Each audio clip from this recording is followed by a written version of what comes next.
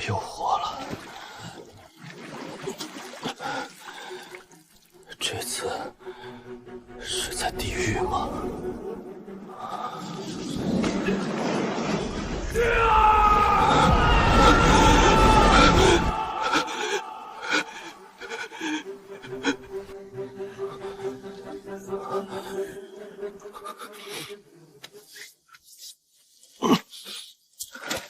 检测到宿主意识完全苏醒，正在绑定。什么东西？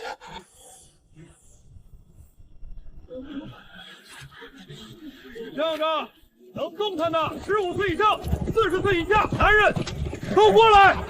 唐陵门仙师法旨，招募镇荒湘军，管吃管住，有饷银。斩妖有功者更有机会得仙师赐下丹药功法，速速前来！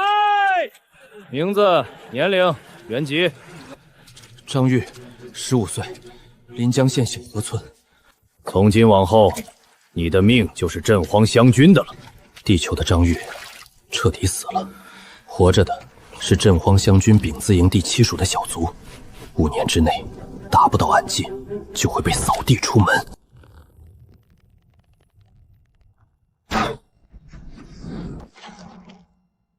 废物！再来100次！3年了，这张弓我拉了3年，名尽巅峰，听起来很厉害，但在这镇荒堡里，名利巅峰和柴火没什么区别。这铁背山修皮糙肉厚，弓箭射上去跟挠痒痒似的，差一点就差一点全军覆没！看什么看？滚回去！不想死就玩命练！气沉山中，力贯双臂，一柱指尖，每一条路都是死胡同。天赋不够，资源没有，别人靠丹药堆出来的暗劲，我能拿什么去拼？拿命吗？商运药房人手不够，你被点了名，过去帮忙。是师长，我不知道，命运的齿轮就在那个弥漫着药味的阴暗库房里开始转动。蛟龙妖气浸染过的地方长出来的，寻常地方根本长不出来。3队这次出去就是为了收这批东西，结果撞上铁背山魈了。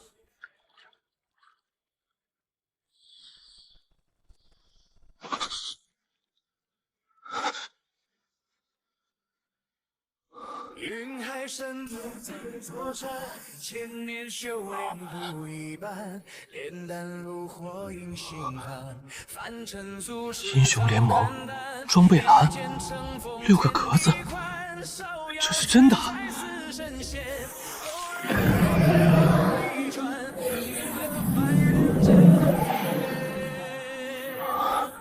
别问我有多少年，岁月才会回见，大刀在心不靠天。喂，新来的，死文须洗干净没有？孙药酥催了。快好了。3年，整整3年，他终于来了。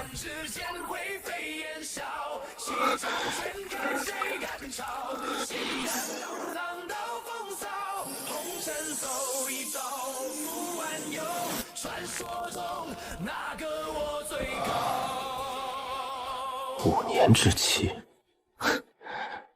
够了。暗劲练成了。3年，整整3年，终于练成了。奇花异草中漫然，灵兽怪悄绕溪边，吐纳呼吸天地远，偶尔出手手个样。检测到宿主力量质变，暗劲觉醒。暗劲，他从肌肉深处涌出来。去。渗透、清澈、掌控，暗劲3境，我才刚刚迈过门槛。开弓，满月。暗劲，张玉，白副长召见。是。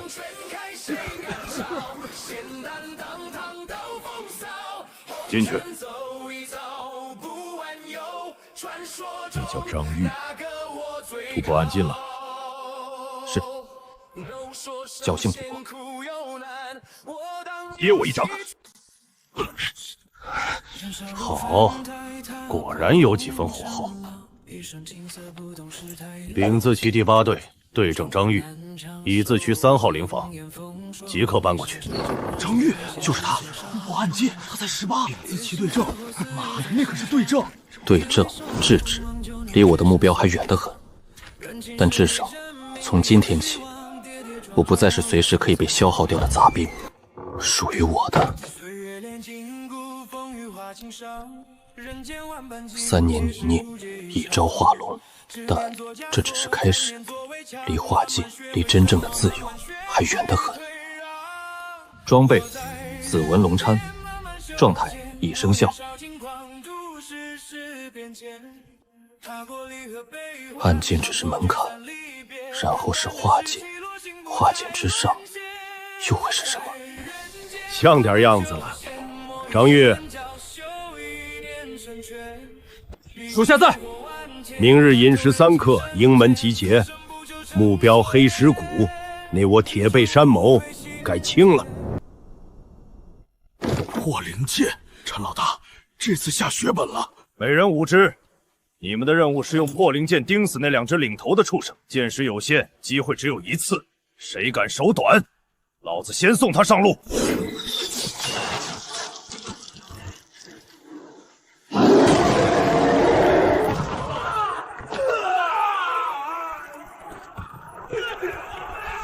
结阵，顶住！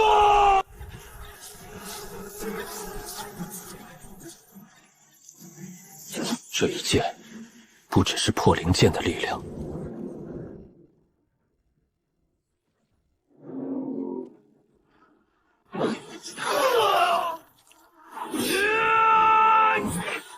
结阵，结阵！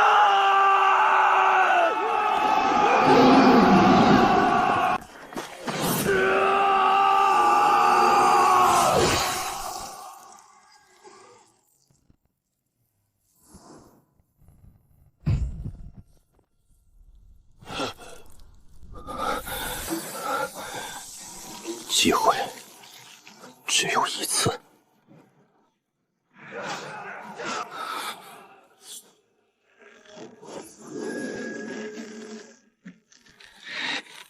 住！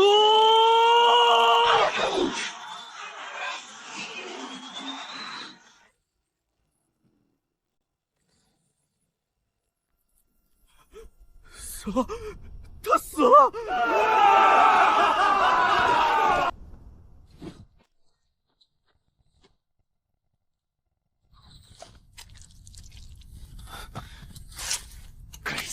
那罗盘不是用来找药材的，他在找别的东西。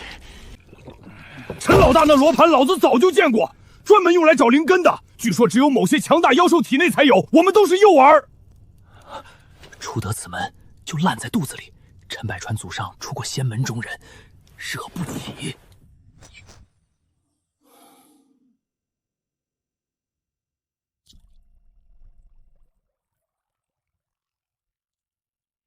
力透指尖，刚柔随心，化尽圆满。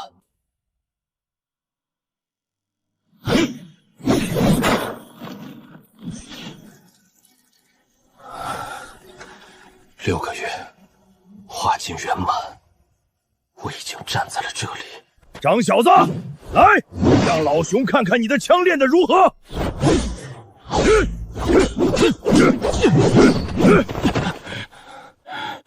你小子，老实告诉我，是不是摸到化境的门槛了？老哥说笑了，全靠你微招指点，侥幸有些进步罢了。哼，藏得深。不过照你这练法，再有个1年半载，未必不能窥一窥化境的门道。天怎么黑了？这绝非天象。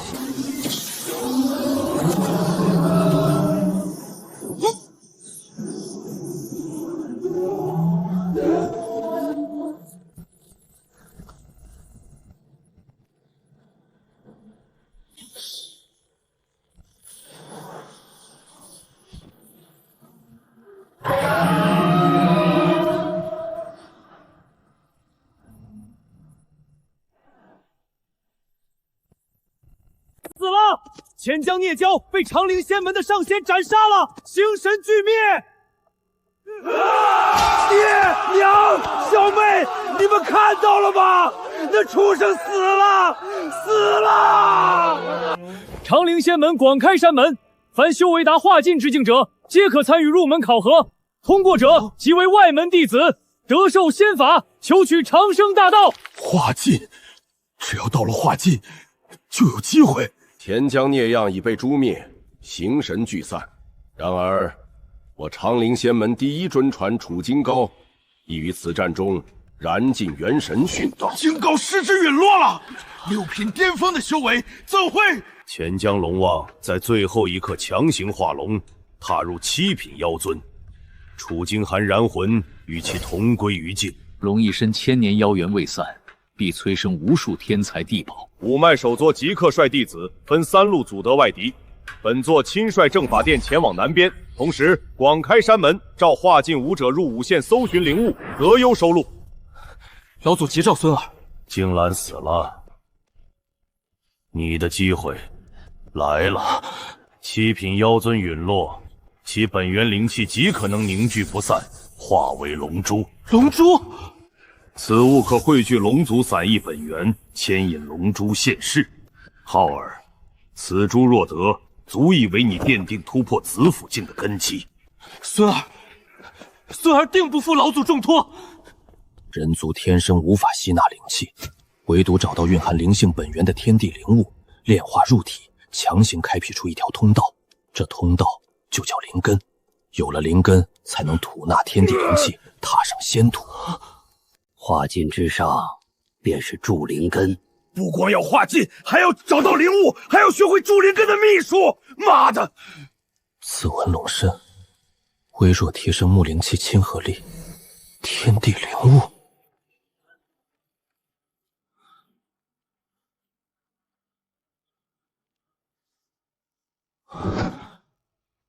一字不差，与我装备床中的描述完全违和。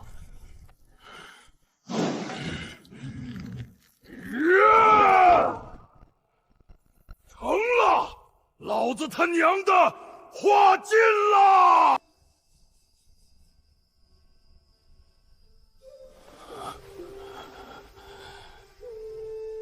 仙缘就这么没了。换一只赤阳参，换运脉丹和百草断筋丸。赤阳参空了，玉脉丹、龙涎草，还有最后一株，加价300银。筑灵根秘术虽珍贵，却非不传之秘。今日此与尔等，莫要堕了我镇荒军的威风。大人，你已铸就灵根，为何还要亲赴险地？哈哈哈！谁告诉你们，灵根只能铸就一种呢？在没有完美解释之前，绝不能暴露装备栏的存在。五县之地，考核，正好是一个洗白来历的机会。考核即刻开启，10日内前往5县之地，3个月内寻获天地灵物，铸就灵根者，即为长陵仙门外门。戏台已经搭好，该我登场了。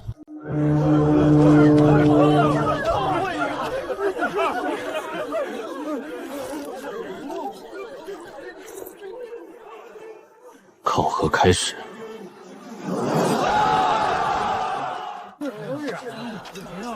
避障丹一可管6个时辰，先到先得。缺一个身手好的兄弟，收获按处理分配。人命在这里，比灵物还廉价。熊哥，用全部家当换了辟毒丹。老张突破失败，仙缘已与他无关。张小子，老子先进去闯闯，你自己多加小心。熊老哥万事以保全自身为重，老熊先进去了。陈百川则更早便已独自离开，悄无声息。云梦大泽那边才是龙首，灵物最多，但那是仙门弟子盯上的地方。临江县那是龙尾、鸡濑，去的人最少。鸡濑正合我意。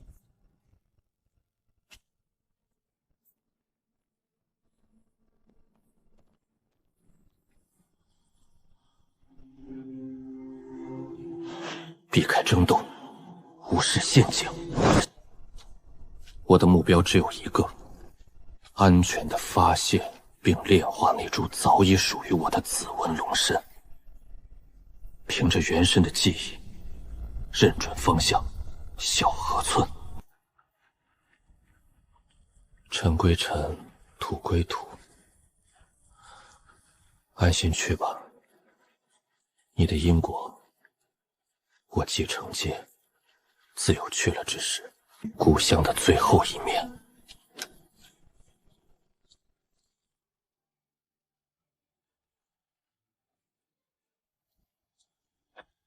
接下来是漫长的等待。警告：检测到高浓度同源龙气侵蚀，外部灵气剧烈干扰。装备：紫纹龙参1品，发生未知变异，升级中。什么？是时候了。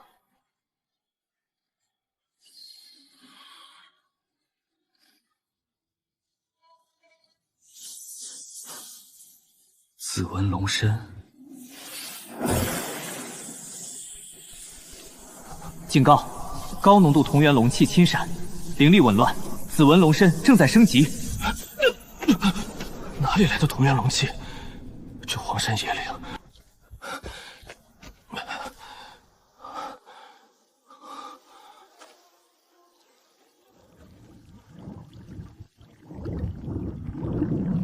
龙气侵染的根源就在这里。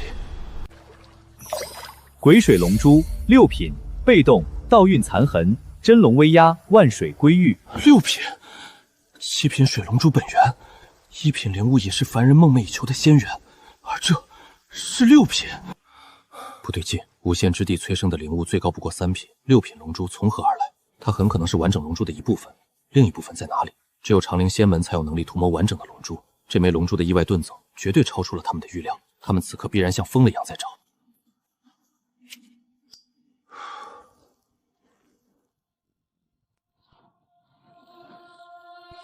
这里不能再待了，必须立刻离开，抹掉一切痕迹。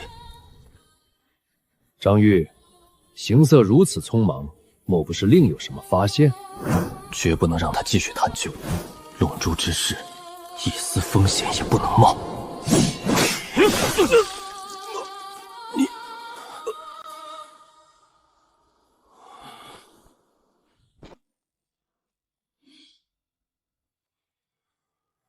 丁，发现土属性灵物2品，是否收取并装备？2品灵物，他已经找到了。这边有动静，打斗声就是那边传来的。见者有份，把灵物交出来。人太多，应聘不行，必须制造混乱。给你们。是我的，老子先看到的。射了一件2品灵物，跟鬼水灵珠相比，别说2品，3品也舍得扔。来了，长陵仙门的人来了。奉正法殿真传行相号法旨，即刻起封锁临江县全境，所有修士武者严禁离开，违令者格杀勿论。天罗地网，所有路路都被封锁了，地面所有道路都被钉死了，飞出去等于送死。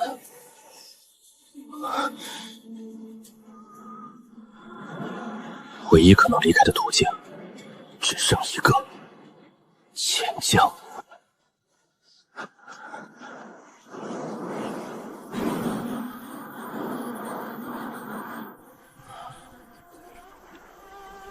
潜江，就赌这一把了。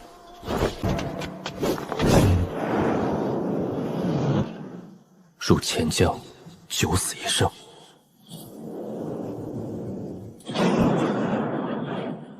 但我已别无选择。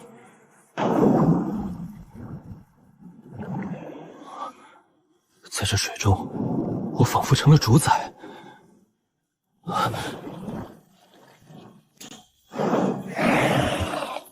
真龙威压，血脉层面的绝对压制。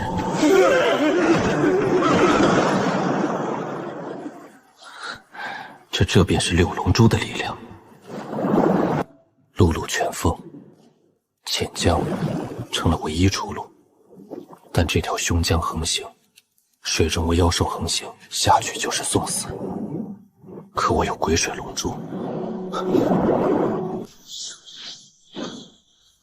师兄，七曜寻灵盘在此捉到极高品阶的水灵残留痕迹，与龙珠灵气特征有7分相似，但痕迹到此中断，再无法追踪。调集更多弟子，临江县每一个人每一个角落都要仔细筛一遍。他一定跑不远，入水了。立刻传讯回山门，调集所有擅长水性的弟子，准备下江搜索。是。就算把钱江搅个天翻地覆，也要把龙珠给我找出来。他们搜得越紧，我就越不能出去。一个凡人武者，怎么可能在这凶险的钱河中存活？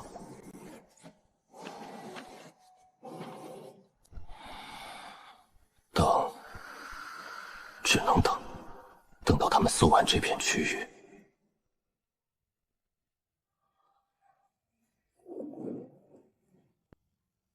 等，好大的阵仗！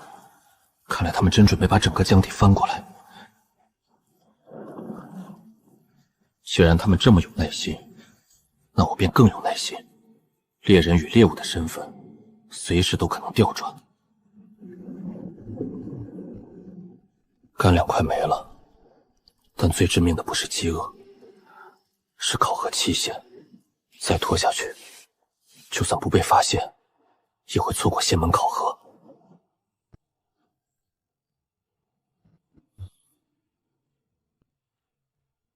临江县已成铁桶，这样的场景，在过去13天里，他已经经历了无数次。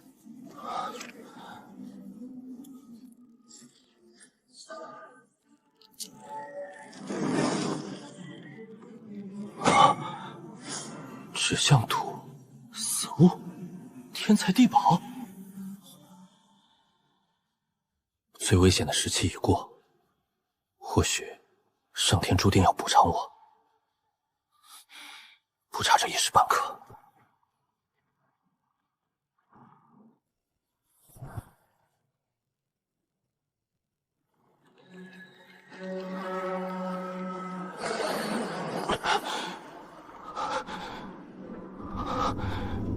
就在附近。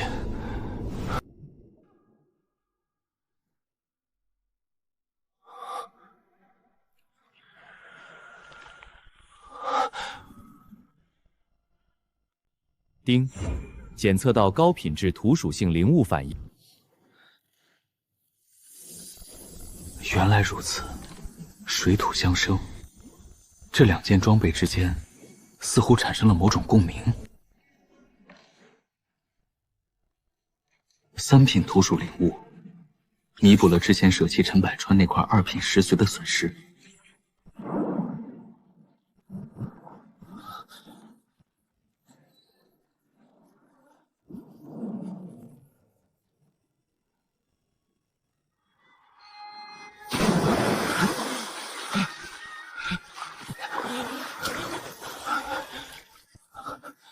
半个多月，在暗无天日的江底，终于出来了。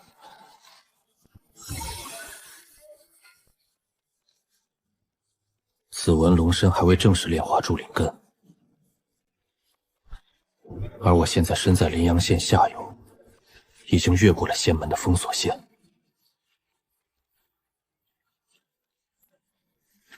长陵仙门，我来了。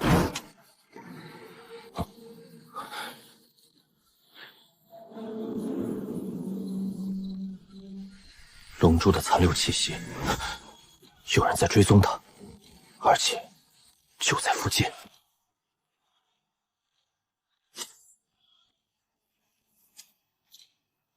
还没完，追猎者就在身后。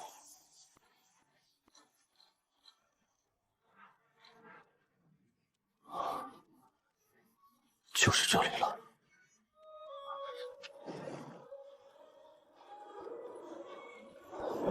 赢！削进去1指，再削。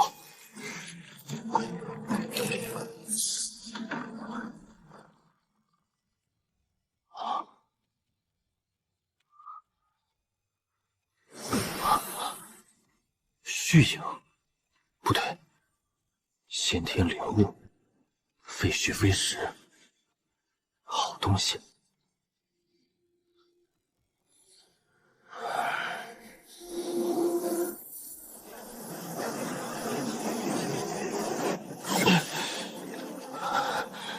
无主灵气本源体，装备方式锁定不了。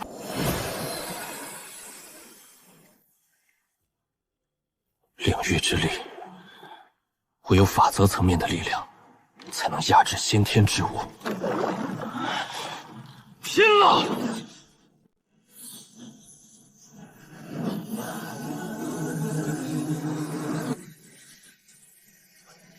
收。丁，发现精纯土灵本源，物极土莲3品，是否装备？3品先天土灵本源，水土能量对冲。龙珠神通后会不会进入沉寂？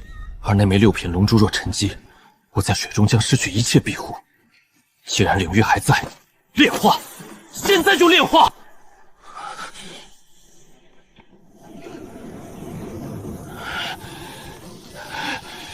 给我下来！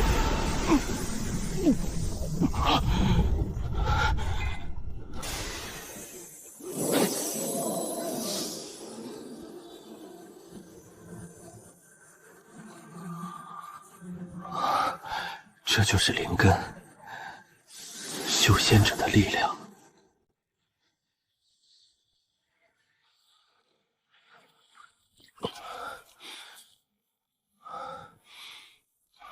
半月了，感觉完全不一样了。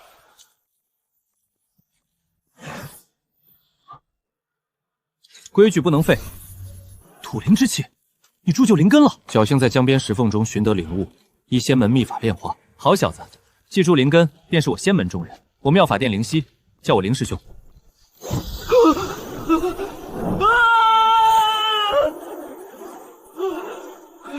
第一次飞天都如此，日后习得御空，便可自在翱翔。炼化的灵物极品，可否显化一关？自然。那就让我开开眼界。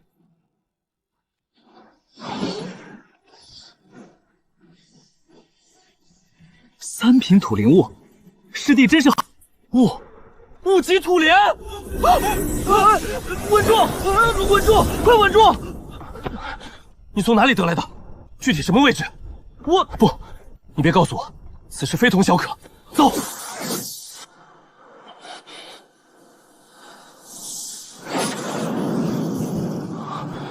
物极土莲，究竟有什么来历，能让仙门弟子骇然至此？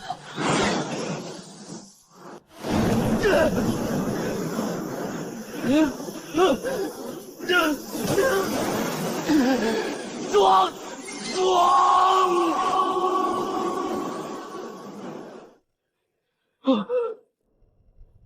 无需多言。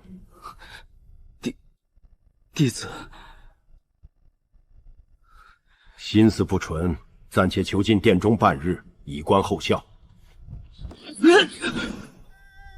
若非装备兰花屏障，穿越龙珠的秘密恐怕已被看穿。修仙世界，神通莫测，一步踏错便是万丈深渊。师尊，太乙金莲找到了，核心本源无损。好，金兰留下的东西，总算没有失策。云舒师兄，张师弟，诸事已明。楚京辰师兄身负太乙金莲、乌极土莲2大灵物，不到2个加载，便真6品元神之境。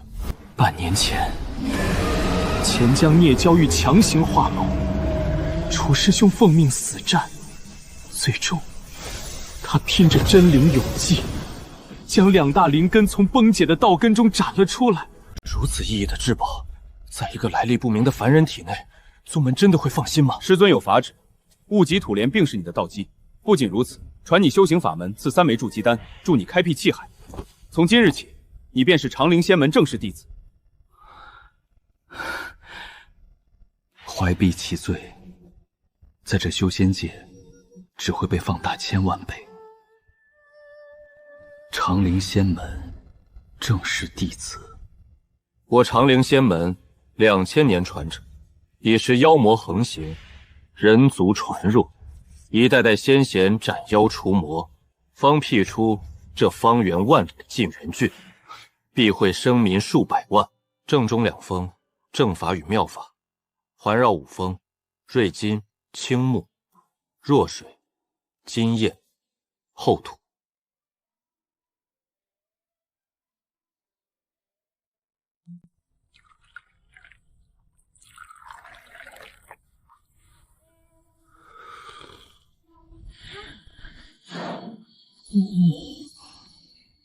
世间修行法门共有几种？浩如烟海，有且只有一种。太清道君创太清筑灵根，为人族筑灵根；又悟天地玄机，创仙道坦途，筑先天阴阳5行真经，布道于万族。无论人是妖是魔，走仙道根本法门只有这一种。气海篇与唐宫篇，天下仙道法门之总纲。气海初开后，有整整100天拓展夯实时间，100日之后凝固，再无法扩张。这决定你未来道途的高度。弟子明白。丹药入口即化，磅礴药力涌入丹田。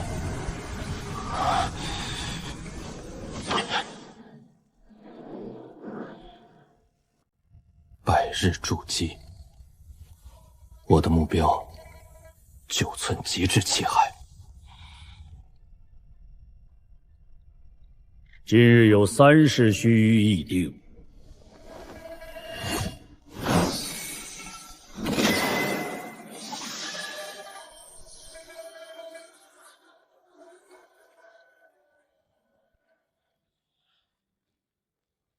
其一，钱江龙珠一分为2，如何论持？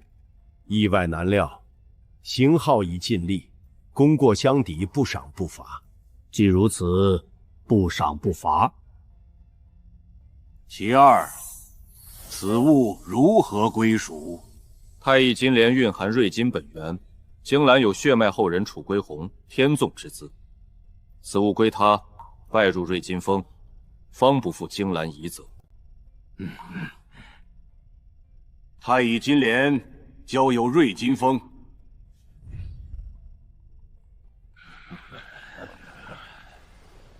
其3，张玉，炼化物极土莲，助宗门寻回太乙金莲，该拜入哪一脉？土行灵根自当入我后土峰。火能生土，此子坚韧有果决，入金焰峰更合适。邢师兄以为呢？便依师弟子意，张玉入金焰峰。好，定好生教导。今日议事到此为止，诸位请回。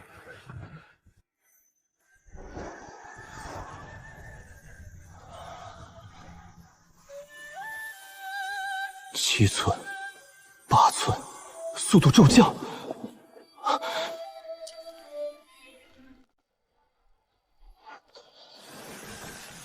还没完，还没完！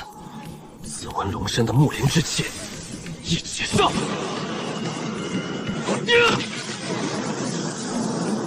水能生木，木能固土，3者合力，持续锤裂壁垒。虽然尺寸仍是9寸，但内部容量比刚到9寸时大了约1成。人力有时尽，天道有极数，如此也是圆满。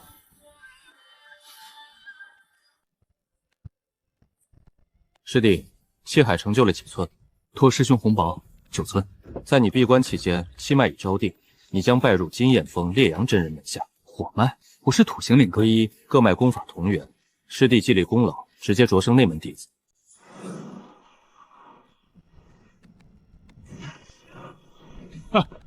张师弟一路辛苦，师尊命我接引，走，先去住处安顿。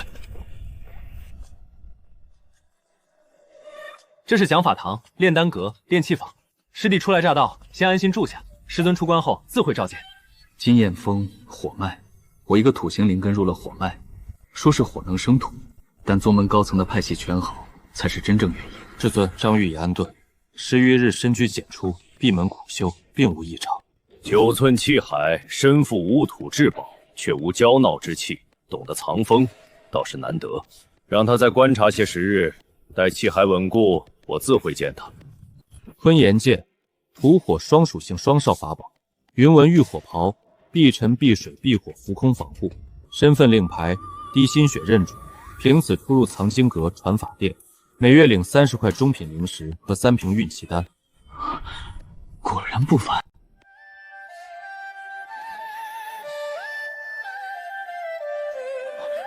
赤袍，新面孔，莫非就是那个身怀物极土莲的张玉？今日讲究常见妖兽屠戮及应对法门，日后下山历练与妖兽遭遇乃是常事。炎狼1品，秦居性狡诈，速度极快，弱点在腰腹，切忌被合为以范围术法先发制人。石皮庸蛛2品，力大无穷，防御惊人，灵灵至低下，以持质类术法限制，攻其薄弱处。世间法宝按灵气本源分，只有5种：1元双少、3玉、4为周天。5行齐聚，5行灵初具灵韵，威能莫测。法宝威力更关键在于便超越普通法宝，可称物极土莲，正是土行本源领悟。若炼入法宝，请留步！前方可是张玉张师兄，瑞金峰的夏侯雷师兄托我给您带话，他想求见您一面，有要事相商。夏侯雷，郑王军的嬴政，他找我何事？他在迎仙坪百味斋2楼雅间等候。老熟人在仙门里主动找我，是喜是祸？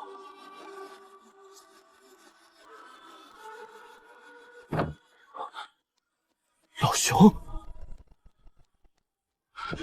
张师弟，老哥我实在是走投无路了，求你救救老熊，他快不行了。所有医师说，除非有身怀如物极土莲那般先天土剑型本源灵的优势出手，会有一线生机。就只需消耗大量精纯土型能气，甚至可能导致修为退步。我刚踏上仙途就要折损，若见死不救，消息传开冷谢寡不；反之，重情重义，或许能赢得好感。夏侯师兄，这个忙我帮了。真的？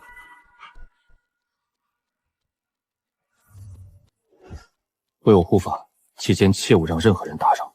放心，除非我死。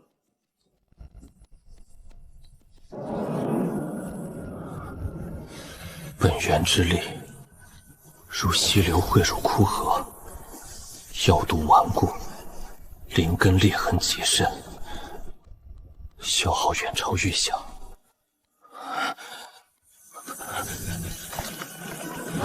不对，这消耗太大了。气海在震动。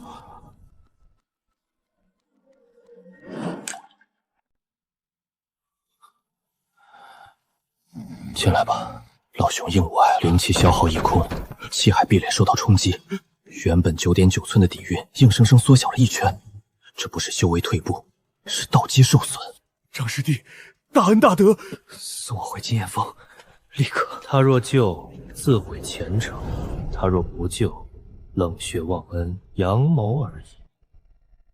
要怪，就怪他自己蠢。不行，土行灵根单独修复太慢，水滋养修复，木催发生机，加上土稳固根基，三者合力，三色灵力第一次交汇融合，真解功法引导下，达成微妙平衡。还在扩张，真解说9寸为极，12寸。真解明确记载9寸为天道极数，一人身见3大灵根本源之力，灵气经装备关转化效率100%，水木土合力，终于凿穿了天道枷锁。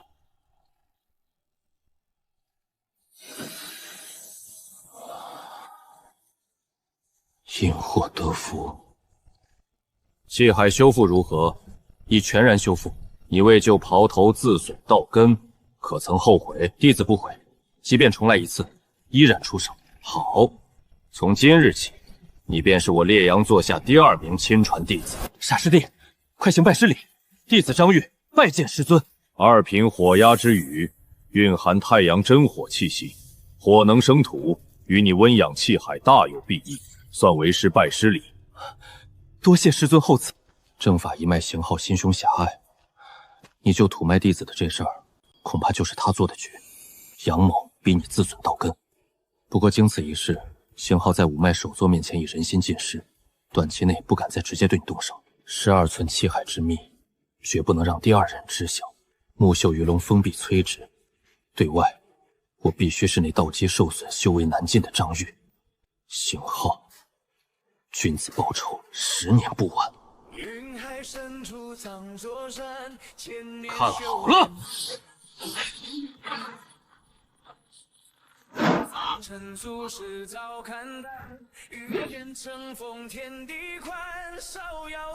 燎原焚天剑诀前30变化，接下来1个月，传授你燎原与雾震月剑诀。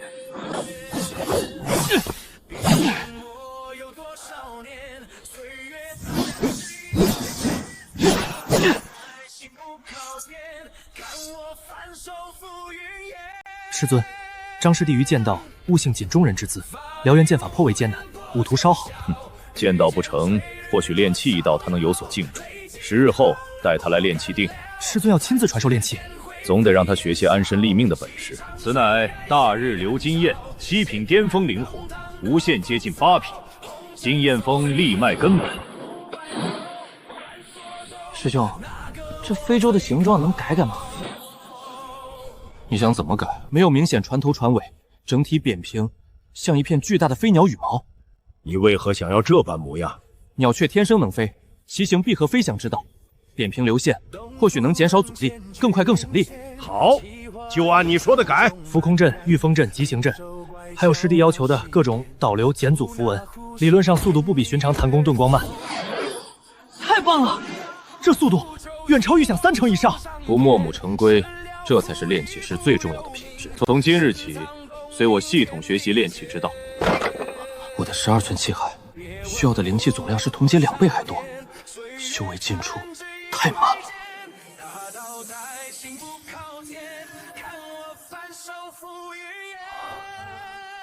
昌陵仙门2000年积累的智慧宝库，这玉简何止几10万册？提升灵气吸纳效率的方法无非4类：提升灵根感应，无效或已是极致；寻觅洞天福地，治标不治本；服食丹药灵石，抗药性限制；炼化顶级灵物，宗门不可能给我用。5行灵物，土我有雾极土莲，水鬼水龙珠，木紫纹龙参，火火压之雨之差。金行天地灵物1倍速度，12年缩短到6年。而若我的灵物不受损耗，但我的灵物是通过装备穿装备的，如臂指指，如自身一部分，根本不存在无主灵物相互损耗的问题。本年门弟子中，唯张玉未完成宗门贡献。我去提醒他，最简之法，缴纳1件1品天地灵物。师弟可知，内门弟子每年需完成一定宗门贡献，你尚未完成任何。最简之法，缴纳1件1品灵物即可抵偿，年关前完成便好。1件1品灵物交任务，1件布置阵法，他需要2件精细灵物。宗门任务也要精细灵物，真是屋漏偏逢连夜雨，但正好1石2鸟。精清晰灵物，要么任务奖励，要么秘境获取，要么从别人手中拿来。不管用什么方法，这件灵物我要定了。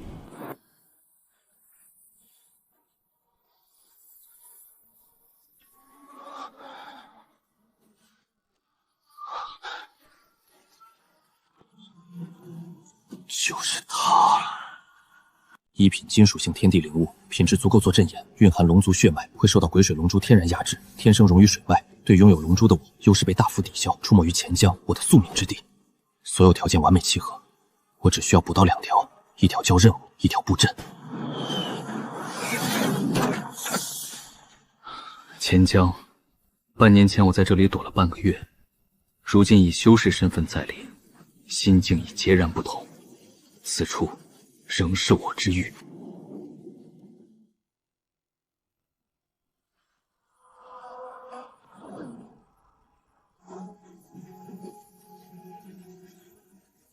水域之下，我仍是主宰。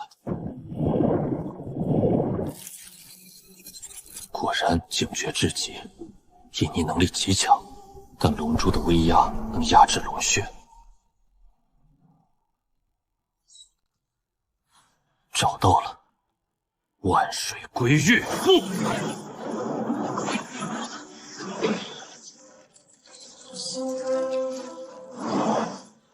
安静。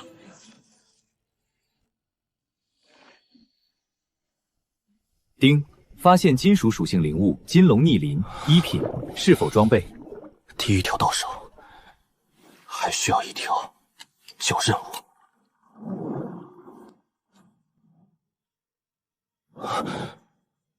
这个灵气波动，不是金龙鱼，有人。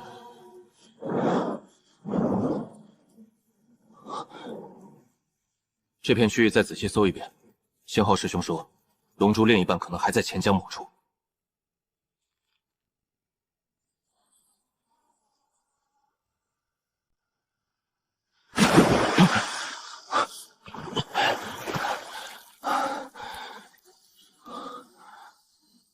1条教宗门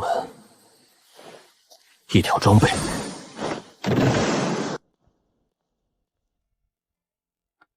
金龙逆鳞，品质极佳的1品金型灵物，张师弟从何处得来？机缘巧合，足以抵偿本年度全部贡献。张师弟已销账。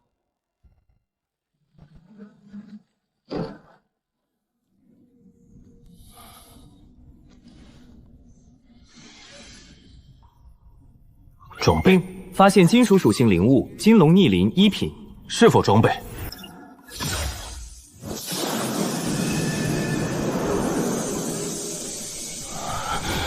以身为阵，五行锁灵阵，起！成了，1倍，不，比1倍还多。12寸气海，给我时间。5年之内，气海1品圆满；10年之内，冲击唐宫。邢浩，你做的那些事，我在碧桂中也听说了。人心尽失，你这孩子！胡道祖，龙珠温养之事还需时日，你这段时间哪儿也不许去，给我在殿内闭门思过。孙儿，遵命。分明是有人做局，算张师弟逼他自损气海。证据呢？天下哪有这么巧？杨某无直接证据，我们拿什么去问罪？不过不能毫无表示，将此事经过透露给除正法峰以外的其余5脉首座，让大家看看行无极选的这位传人究竟是什么货色。是，弟子明白。传令，瑞金峰弟子调节是真传，皆与邢浩保持距离，无事少往正法走动。师尊。张玉道基受损，对楚归鸿师弟未必不是好事。将来若有机会拿回雾极土莲，日后再看。混账！我土脉弟子受伤，要火脉弟子来救，这让我老脸往哪搁？去，将雾土真月剑诀刻录1份送去，算弥补，也全后土峰颜面。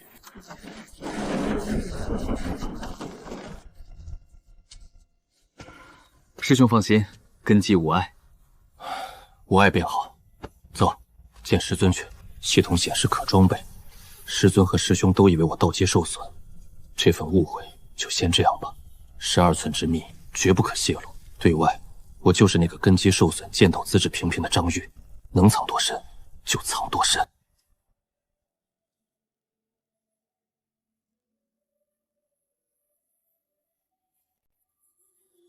张玉此时不会很就此了。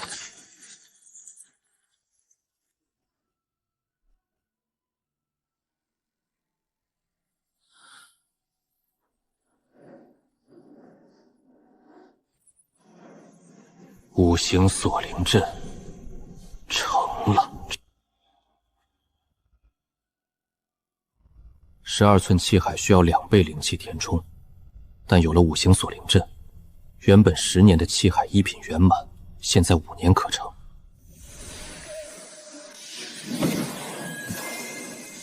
这就是子府9品修士体内五行自成天地的状态，被我在气海1品时就提前模拟了。装备宽是这一切的根基。关于五行灵气融合的技巧，关于子府境的提前感悟方法，关于多种属性灵气共存的心得，有了五行灵气的实际体验，这些前辈心得才真正能读懂。知识需要实践来激活，古今皆然。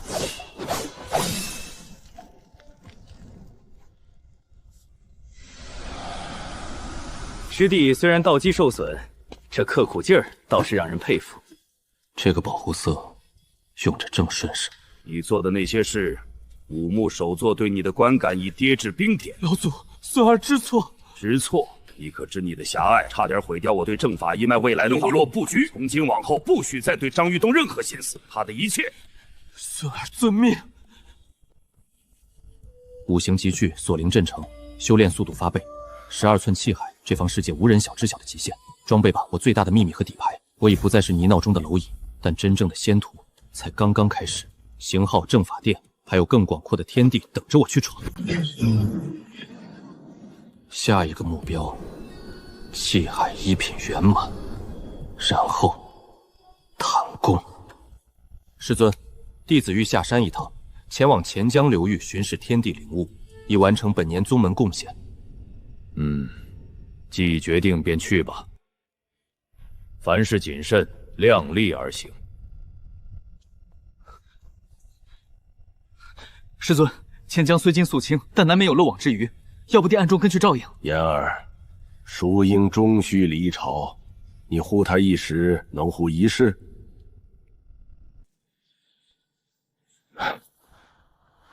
金龙鱼，我来了。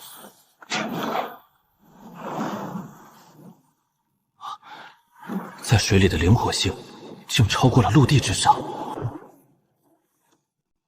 难道记载有误，还是已被其他修士捕捉殆尽？找到了，金龙鱼，万水归玉，困！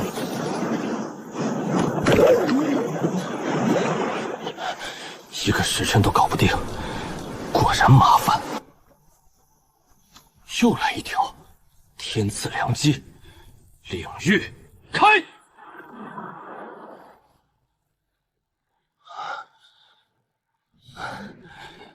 搞定！发现可装备灵物金灵逆鳞。金灵逆鳞，五行灵物又起了一件。温润如金玉，内蕴锋锐之意，好东西。装备。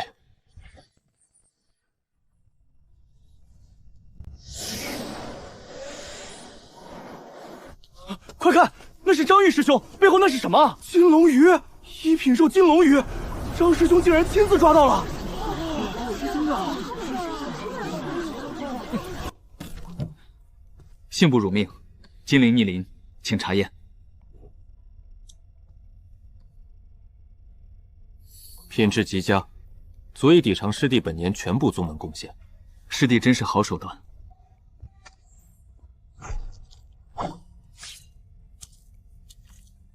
这半条鱼不成敬意，两位师兄拿去尝个鲜，切勿推辞。往后师弟若需帮忙，可尽管来妙法殿寻我。好家伙，哈哈，这么大半条金龙鱼，这趟收获可以啊！师弟啊，师弟，每次都能给咱们整出点惊喜来。能和师尊、师兄一同便是最好的。宗门任务已了，五行灵物齐备，前路最大的障碍已经扫清，是时候了。以身为阵，五行归元，明天开始布阵。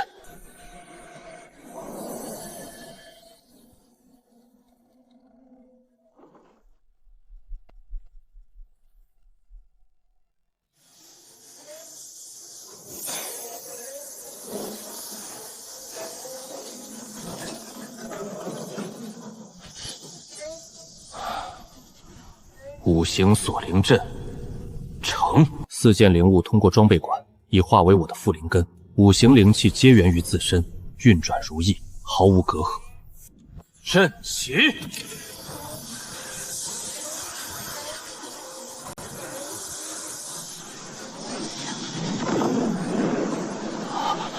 不是1倍，是5倍，整整5倍！常人每日最多修炼4个时辰，而我能12个时辰不间断。4时辰乘5倍，再乘3倍，15倍。原本10年才能填满的12寸气海，1年之内便有希望圆满。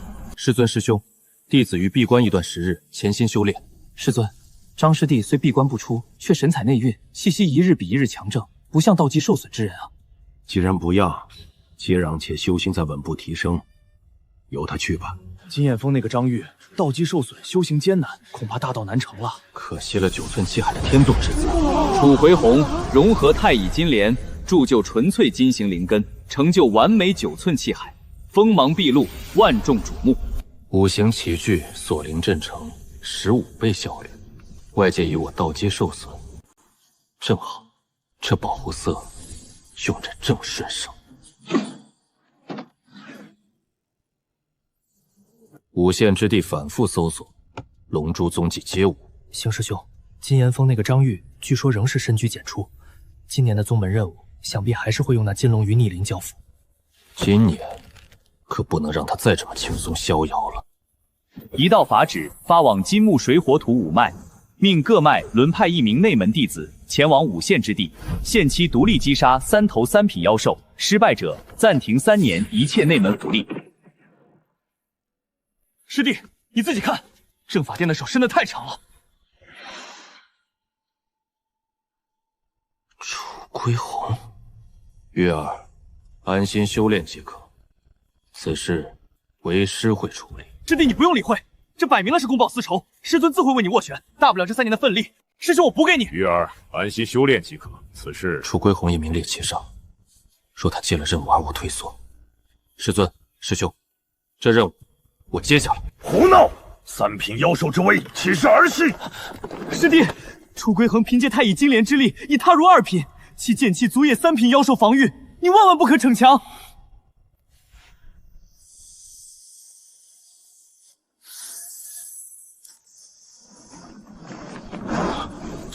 这气息，师弟你何时？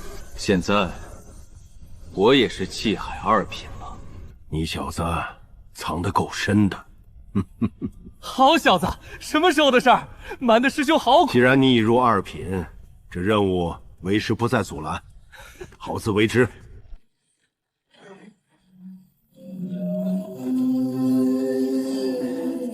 此乃宗门猎溪战舟，需至少1名子府大修方能驾驭催动的4维法宝。4维法宝，此乃5县之地3品妖兽必动图，你等需先行选定各自目标，谁先来？既然诸位谦让，张师弟便由你先选吧。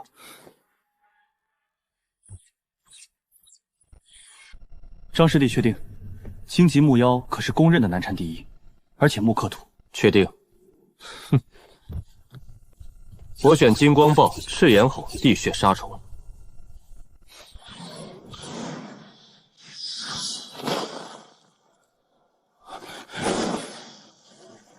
地脉感应术，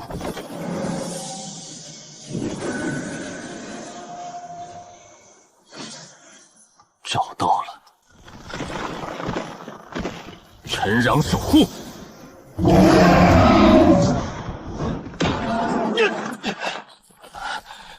，3品土系妖力完全免疫，孽畜来得好！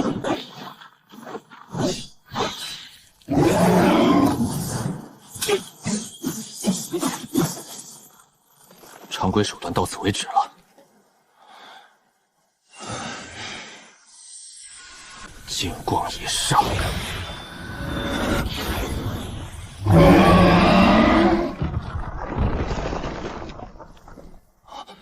金光一煞，这怎么可能？他明明是土灵根。好，师弟啊师弟，你的手段虽多，但功法之术还需磨练。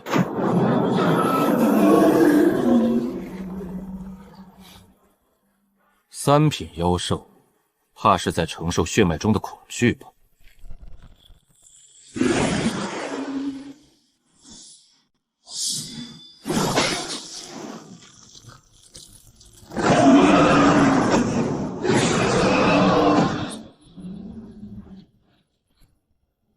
倒省了我不少力气。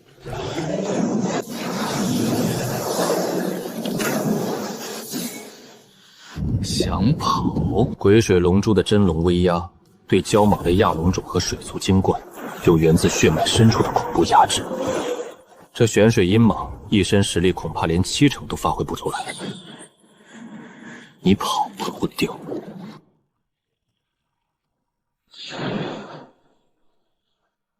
还剩最后一只，张师弟，深藏不露，深藏不露。一丝感知到不到核心妖气所在，荆棘木妖能将意识在所有衍生荆棘树之间自由穿梭转移，本体并无固定形态。正法殿数次围剿，皆无功而返。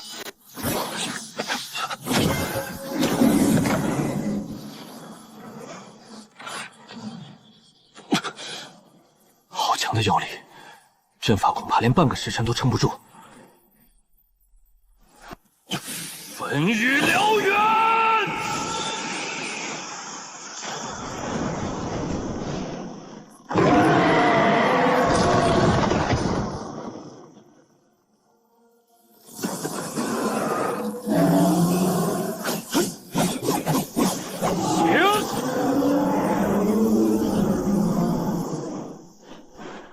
燎炎焚天，尽灭斩！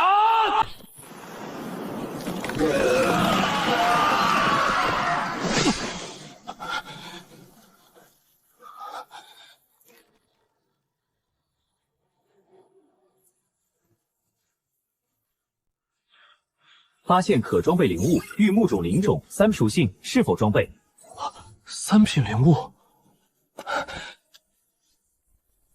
猎杀3品妖兽，终于爆装备了。第一个完成3只猎杀的，竟是他。张师弟方才困住那荆棘妖木的阵法，似乎是5行锁灵阵的一种改良变相。苏师姐好眼力，师弟佩服。确实是基于5行锁灵阵的一些粗浅理解，让师姐见笑了。5行锁灵阵，我最大的秘密之一，他一个气海境弟子如何一眼认出？阵道造诣，恐怕远非专精2字可以形容。5行锁灵阵，这名字似乎在哪儿听过。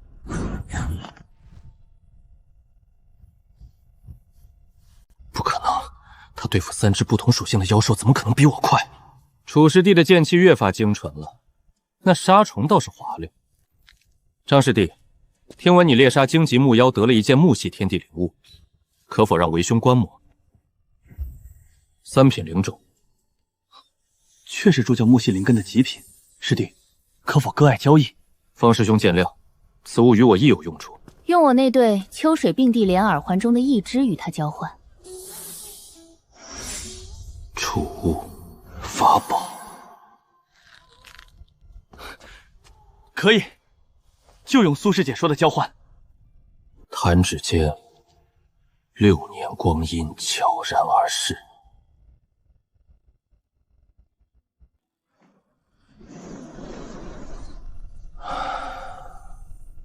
第298处，你这茶叶灵气都快流失光了，跟白水有什么分别？师弟开辟了多少处窍穴？有没有100处了？100处了。好，太好了！师弟，这次甲子大比，你可一定要出关。甲子大比，那是什么？每60年一次，60岁以下气海境弟子皆可参与，排名前12得3品灵物，前3甲得4品天地灵物。4品？一听到天地灵物就换了副嘴脸。师兄，这甲子大比，我参加了。检测到宿主主动参战意愿，甲子大比任务已开启。张师弟，小心了！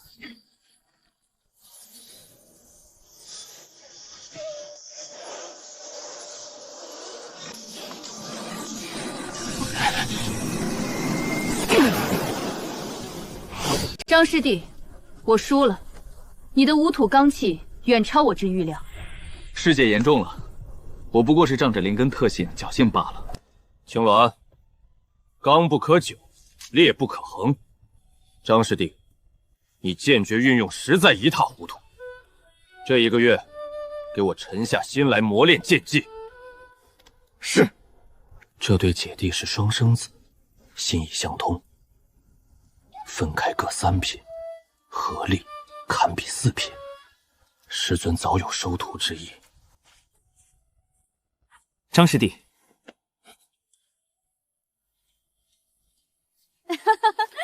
张师弟，今日可算来了，还以为你修炼忘了时辰呢。不敢望师姐约战，扬我风威。不过大比规定，所有弟子皆需使用宗门制式法宝，严禁特殊外物，尤其是那激发灵物神通的秘术。师弟明白，自当遵守规则。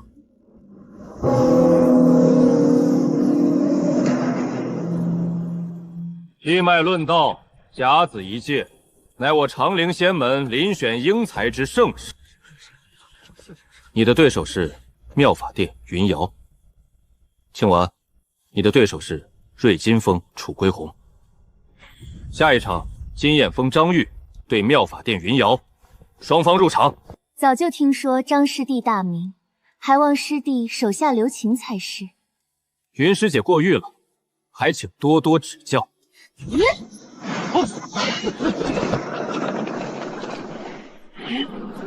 被那云瑶3言2语就迷了心窍，居然用半吊子的流言劝诀去硬拼。这小子还是太实诚了。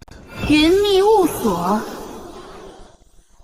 什么都看不见了，那张师岂不是更吃亏？眼睛没用，但对水的感知。万水归域被动激活，水灵之气感知范围内锁定目标。怎么可能？他怎么可能发现我？找到了。云水缥缈，千叠浪沙。陈壤守护。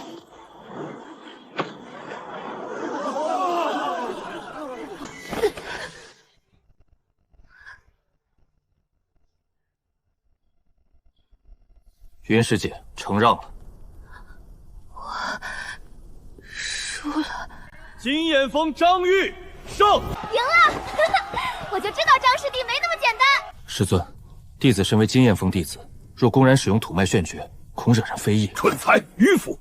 只要一路赢下去，你用什么都行。就算你用后土瓷蛮子的巫术打赢了，老子也只有高兴的份儿。面子是靠自己一拳一脚打出来的，不是靠拘泥形势装出来的。你为了面子用不顺手的东西输了，那才是真丢人，丢大人。弟子明白了，多谢师尊点鞭。明白了就滚下去练，把那雾土镇月剑诀给老子练熟了。祝师姐，接下来的几日，请你做我的陪练。我只用乌土镇月剑诀，只守不攻，请师姐全力出手，无需顾忌。只守不攻，让我随便打。师弟，你这乌龟壳虽然硬，师姐可不客气。千涛，你也下来，一起上，让我看看这乌龟壳的极限在哪里。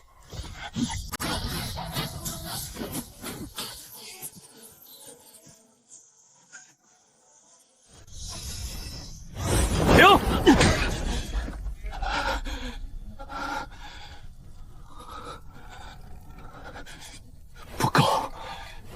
知道了自己的极限在哪里。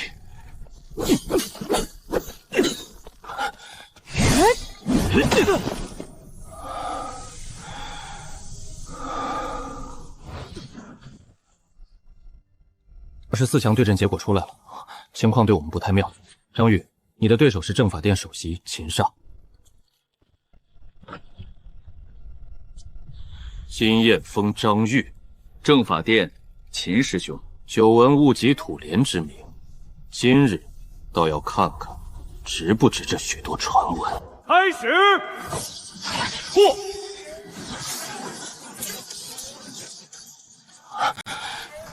这坚决的杀意，竟能影响神魂。杀！不能硬拼杀意，只能消耗，等他力竭。张玉的灵力似乎没有衰竭的迹象，他已经撑了这么久，气海3品的修为，灵力应该见底才对。12寸气海，不可能，他传闻中只有9寸，但这个灵力储备，现在该我了。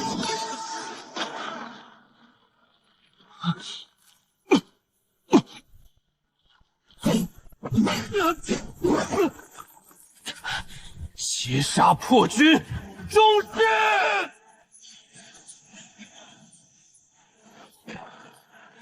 众月刃。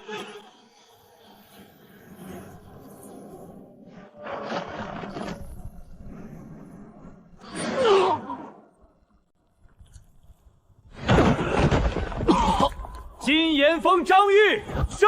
灵力浑厚至此，绝非9寸气海。清雪师弟，你当年探查是否？邢师兄说笑了。12强稳了。张师弟，你那灵力怎么回事？打了那么久还有余力？五行锁灵阵的修炼效率确实远超常人，灵力深厚，仅此而已。原来是锁灵阵的效果。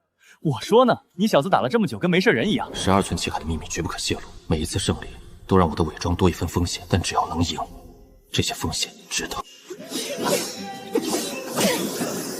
玄冰凝霜，爆！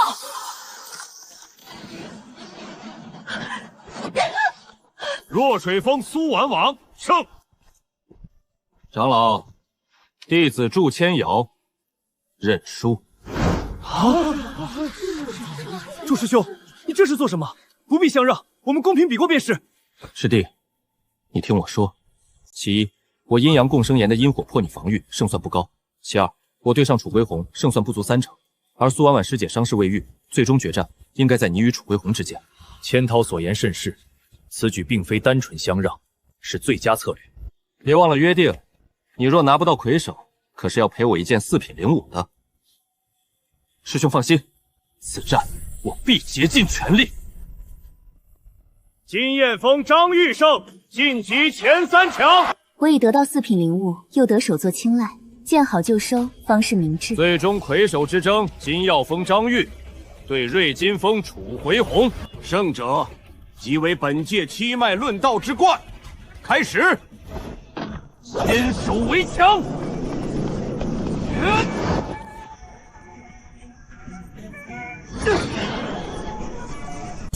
争，好可怕的剑气，穿透力恐怖。手如月，纵贯天际，手。炼剑成丝，他竟已触摸到此等至高剑道境界。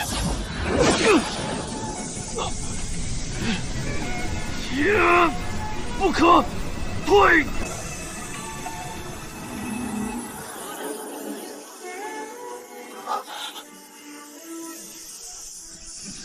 悟道状态，他于激斗之中心神与剑相合，竟领悟了剑诀一丝真意。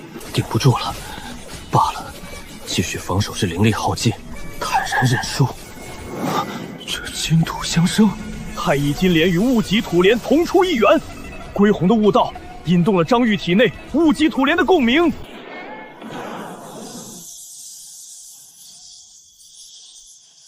唉，终究修为底蕴差了一筹。机会。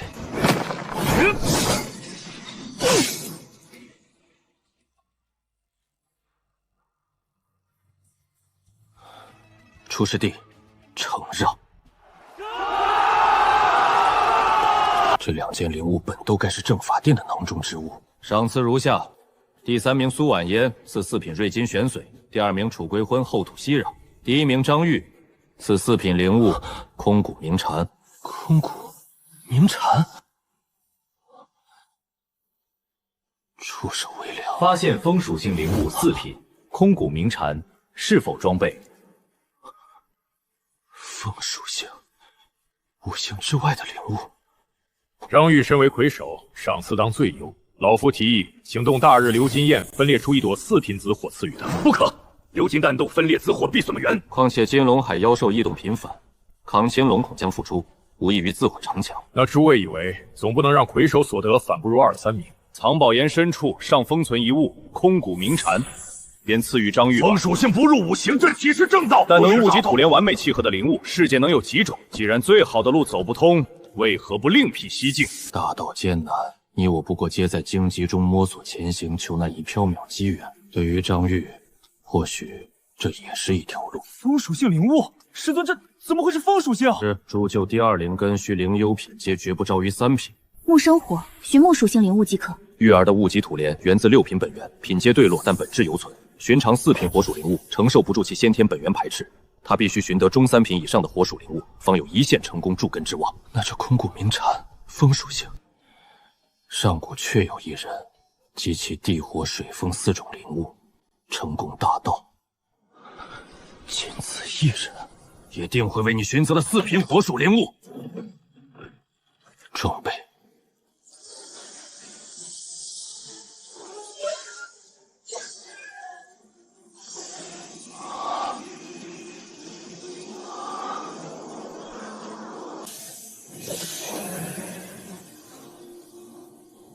御风飞行，这是唐宫镜的手段。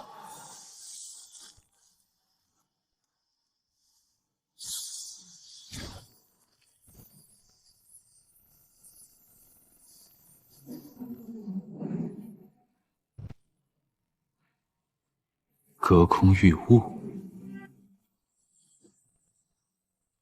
飞行。超距感知，隔空御物。虽真实修为仍是气海3品，但展现出的能力已与初入唐宫境无异。师尊说的对，我还年轻，还有时间。当务之急是继续开辟窍穴，早日气海圆满。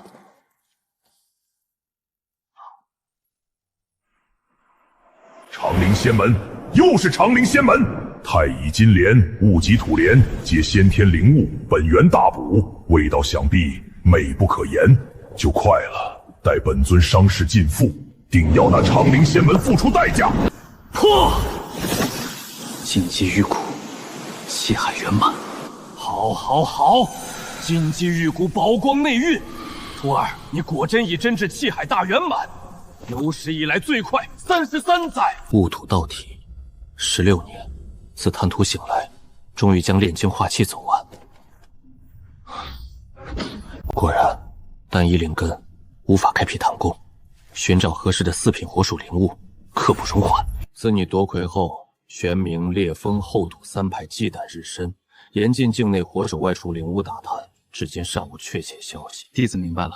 修为暂无可多进，不如随为师学习炼气之道，多一门顶尖技艺傍身，总有炼气之术，另辟蹊径。未必不是助力。5县之地，前身最后的记忆。半个时辰，还此地一片沃土，料却前身最后一丝眷恋。楚归鸿，师兄来了。师兄若愿与我全力一战，无论胜负，我便告知师兄一处4品火属性灵物的确切下落。此言当真？此封乃先祖楚荆鸠旧居。师兄以为先祖遗意中是否有关乎能物及土莲契合火属灵物的记载？炼剑成丝，师兄小心了！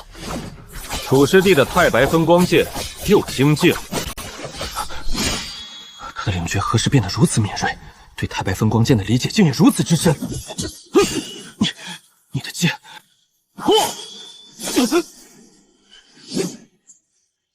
我输了。这是先祖留下的记载。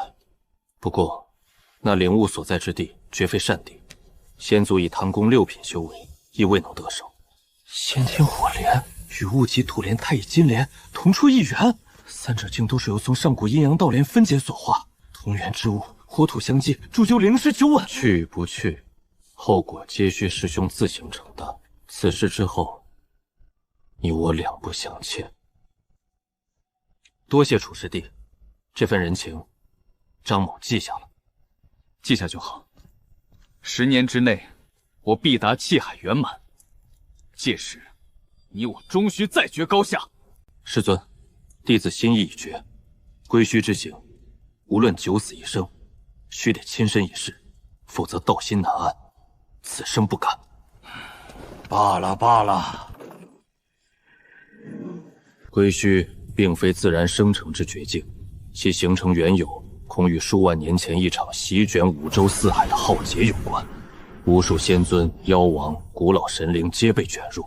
数万年来，它一直在缓慢扩张。经数万年探索，大致划分为6个区域，核心之外有5大碧玄。先天火莲位于第几碧玄？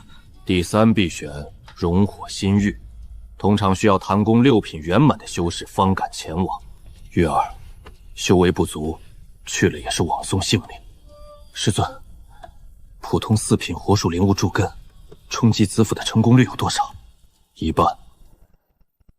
若以先天火莲筑根呢？8成以上突破子府。相比于0，这1成已足以令人疯狂追逐。1月后，我亲自送你前往归墟入口。张玉此番前去，有可能取得先天火莲吗？连楚京言都功败溃城，他张玉何德何能？九死一生都是便宜他了。可是，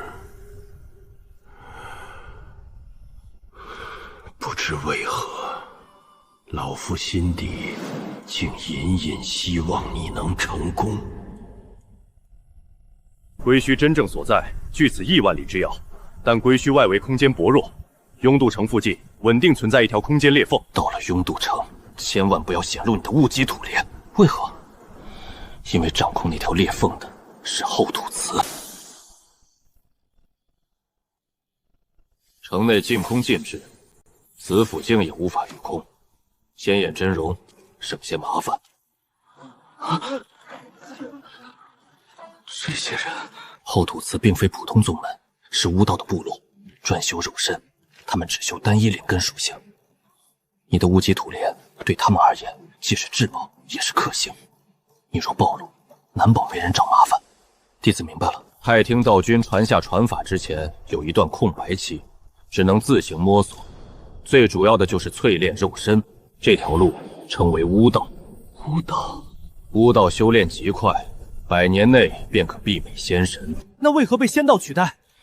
致命缺陷是寿元极短，意志薄弱者甚至化身怪物。另外就是没有资源。所以你的雾极土莲对后土祠而言是至宝，也是克星。弟子明白了。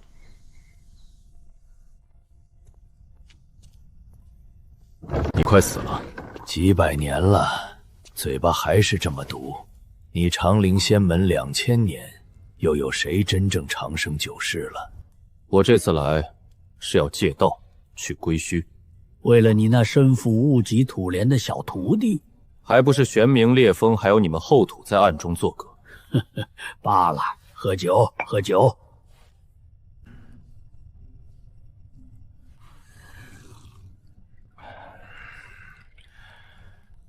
几百年了，又有谁真正长生久世？咦，这金岩流转的火灵气息，藏头露尾，改了面容就认不出了。这不是长陵仙门金岩峰的赵岩赵道友吗？烈风谷的风息，上次苦头还没吃够，能让赵真传亲自作陪。这位道友面生得很，莫非就是贵派那位七脉大比魁首张玉张氏？这位道友认错人了，在下金燕峰弟子韩立。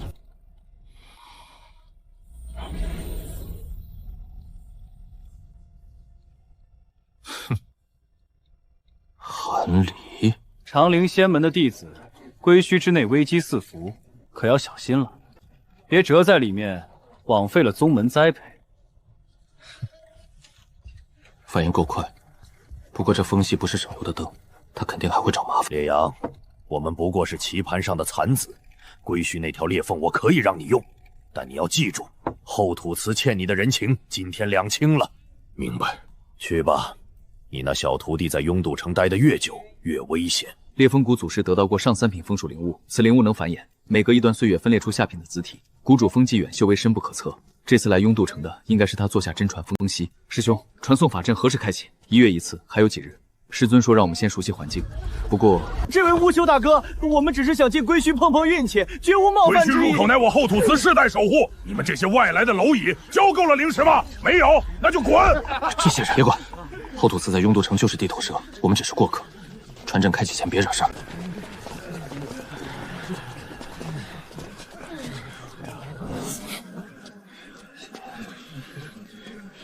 走。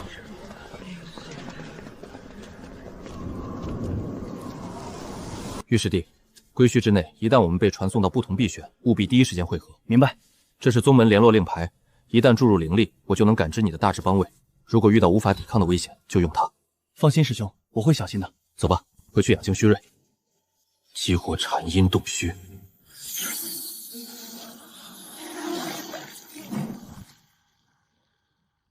传送法阵确实在湖底，结构极其复杂，但能探查到薄弱节点。有人在秘密集会。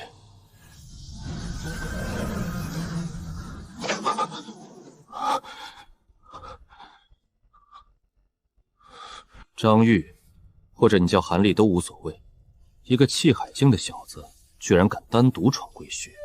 师兄，谷主有令，若在归户内遇到长陵仙门的弟子，归墟之内，杀人夺宝，天经地义。传阵开启还有5日，这5天你先去把他的底细摸清楚。是，师兄。他身边那个姓赵的不好惹，但一个人总有落单的时候。记住，我要知道他从哪里来，为何而来，身上有什么。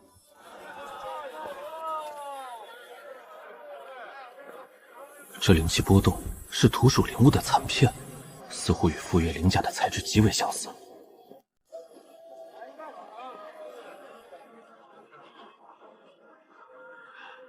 有趣，这个年轻人身上有龟甲的气息，看来这次来归园的人比想象中复杂。那个老头绝不简单，普通摊主不可能看出我身上近乎完隐藏的龟甲气息。那个矿石是巧合还是陷阱？传送阵还有几日，这个局越来越有意思了。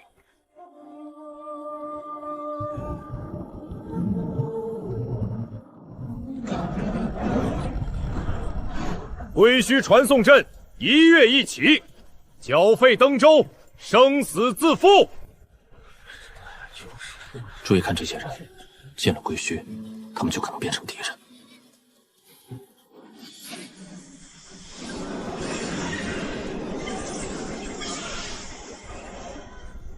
灵石不够，不许上。大哥，我只差10块。滚！没钱别来送死。后土祠仗着掌控传送站，确实霸道。玉儿，听好，为师归墟外接应，一切只能靠你自己。弟子明白。这是万里归元符，注入灵力可激发1次，会将你瞬间传送到归墟入口处。多谢师尊。还有一件事，楚京生一物之事，知晓者寥寥。张宇恰在此时得知归墟与火莲之秘，这一切，师尊的意思是？罢了，把耳多虑了。去吧，我从未在师尊口中听到过这样的警告意味。传送阵已起，所有登州者速入阵，一炷香后阵门关闭，余期不候。师弟，第5币选内，你跟紧我，遇事不要逞强。师兄放心。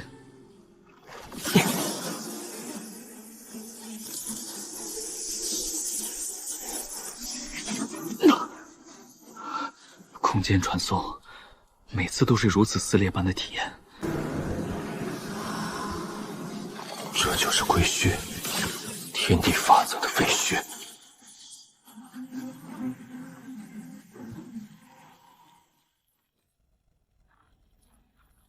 第5碧血，果然名不虚传，这里的灵气比外界混乱数倍。师兄，我感觉到了，这片区域里有大量灵气波动，有些是灵物，有些是活的凶兽。归墟里的凶兽比外界妖兽强悍得多。走吧，先远离传送点，再慢慢探索。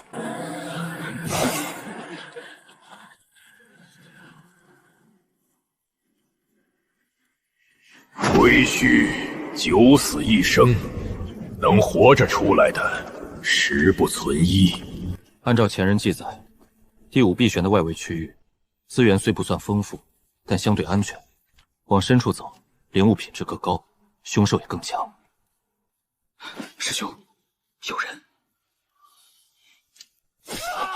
进去才不到半个时辰，就已经有人出事了。